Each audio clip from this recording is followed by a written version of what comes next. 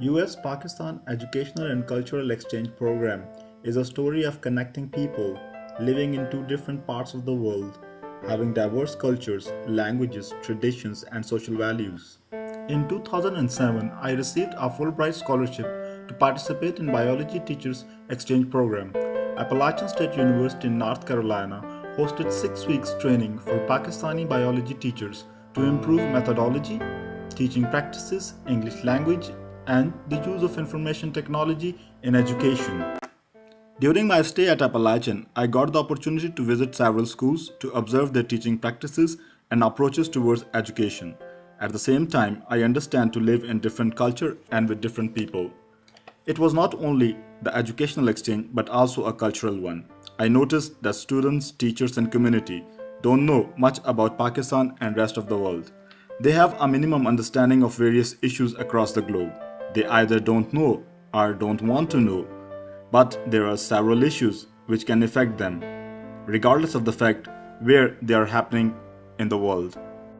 In spite of the difference in culture, tradition, values, and language, we were able to develop congenial and better relations with each other by the end of that exchange program. There's nothing more important or more valuable than making face-to-face connections with people. And I found that out when we had a visit from Pakistan, and the friends that I made on that visit, and the face-to-face communication with people, that I think we can do some of that on Skype and other video platforms. If we can't see people face-to-face, we can, or at least in person, we can see them face-to-face. We have the kind of technology to do that now. Fulbright believes in improving relations between United States and rest of the world. There is no other medium better than education to achieve this great goal. In 2009, I received another Fulbright scholarship. This time it is for a longer duration. It helps me to get a doctorate degree in educational leadership. I was accepted in 3 different schools in the United States for PhD and EDD programs. I prefer to come to Appalachian again for doctoral studies. This is an exciting journey which helps me to understand education better. In July 2009, I traveled from Pakistan to the United States for my doctoral degree. In addition to my academic commitments at College of Education, I also work at Office of the International Education and Development as graduate assistant. Last year, most of the schools are reading 3 Cups of Tea as a summer reading book, which introduced Pakistan in an entirely different way to the community of Boone. Through Office of International Education and Development, I got the opportunity to visit several schools in Boone to share various geographical, cultural, social and religious aspects of my society. The students range from kindergarten to graduate level. It also provided me an opportunity to meet several international speakers and students, which improved my competency of working in multicultural environment. The Global Outreach Program is a great learning experience for me and many international students and speakers. I was learning at the same time about the things that they don't know. I was surprised that they don't know simple things about my country, like the language we speak, or like what is the religion there, or sometimes why I'm wearing the scarf. Helps me to understand my culture, but it also helped me to understand the American culture, because as soon as I mean, at the first time when I got here, I was trying to see the difference between my country and the U.S. and to try to decide if the difference were good or bad. But I finally realized that this was kind of judging. So this actually helped me to understand that the differences are not bad or good, are just differences. And then even though maybe we have different ways to do the same thing, maybe this can apply. This isn't necessarily bad for one of the two parts. It's just the right way for that specific culture. In November 2009, it was my great privilege to represent College of Education at Annual Symposium, focusing peace education and its need in this globalized world. I met Linda McAllister at the symposium. She is Director ASU Public School Partnership. She has already made many connections with the university and several elementary and high schools in North Carolina. I suggested her to have one more connection with Pakistani schools. In January 2010, we finally connect teachers and students in Pakistan and US. Initially, we start this exchange program with High Tech, a Pakistani school, and Ashe County High Schools in North Carolina.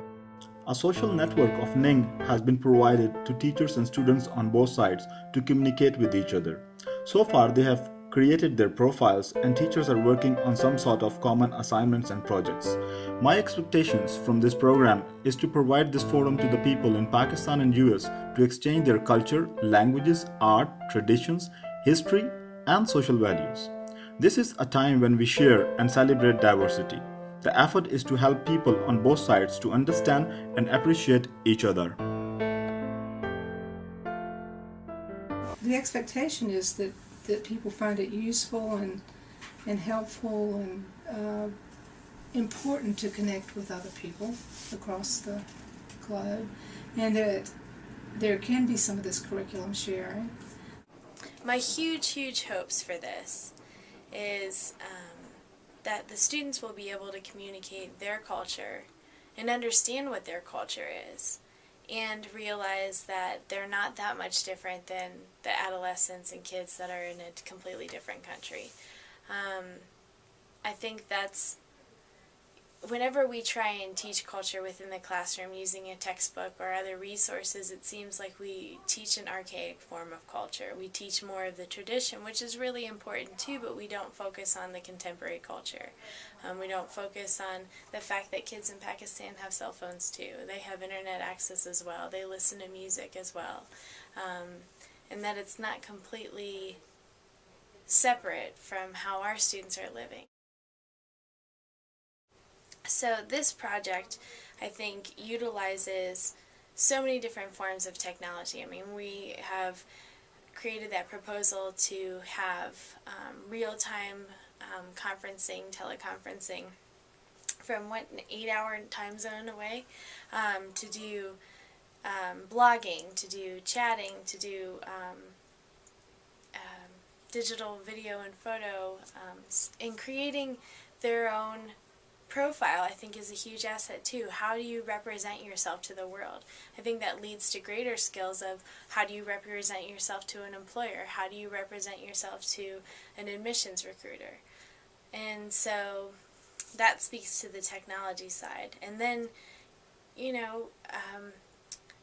having them be connected to kids that are completely different from them as far as religion and geography and politics and so many different ways, and having them, instead of focusing on those differences, focusing on their similarities and what kind of conversations that they could have, I think helps us raise a more multiculturally competent student. Students sharing with each other how they look at the world, and some of the things are curricular kinds of things are common across the globe. For instance, we're all concerned about the environment. We're concerned about our relationship with other countries, and so we have the kind of curriculum sharing that gets teachers and students talking about the same kinds of things, and we create a world where people are focused on some of the same things together.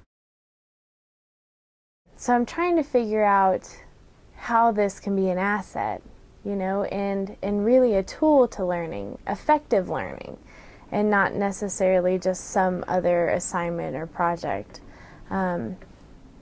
So I don't know. That's my greater question to the world and to your class and anyone who gets to see this is how can we offer this or present it as a way that it is a tool. It is an entirely new medium of learning. How do we get teachers to embrace it?